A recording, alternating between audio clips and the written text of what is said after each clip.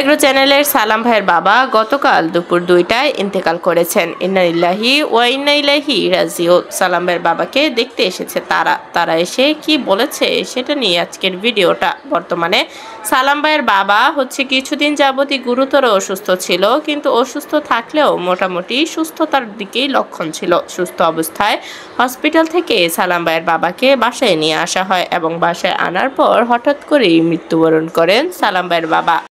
সংবাদ জানিয়ে সালাম ভাই, শম্পা আপু এবং তার স্বামী তালিম তাদের ভেরিফাইড ফেসবুক পেজ এবং ইউটিউব চ্যানেলের মাধ্যমে জানায় সবাইকে যে তার বাবা মারা গেছেন, এবং শম্পা আপুও জানায় যে তার শ্বশুর মারা গেছেন। সবার কাছে দোয়াও চায় তারা। তবে আপনারা ইতিমধ্যে অনেকেই বেশি জিজ্ঞাসা করছেন যে তারাকে দেখা যাচ্ছে না, তারা কি আসেনি? তো অবশ্যই তারা এসেছে সালাম ভাইয়ের বাবাকে দেখার জন্য। কারণ যত যাই হয়ে যাক, সালাম ভাই কিন্তু নিজের বোনের মতোই তারাকে আগলে রেখেছিল যতদিনই ছিল সালাম ভাইদের বাসায়।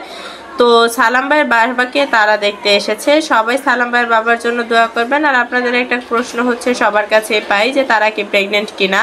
তো তারা কিন্তু প্রেগনেন্ট, সেটা তারা লাইভের মাধ্যমে এসে বলেছে। আপনারা হয়তোবা যারা তারা এবং তালিমের verified Facebook page, YouTube channel দেখেন নিয়মিত, তারা হয়তোবা জানেন।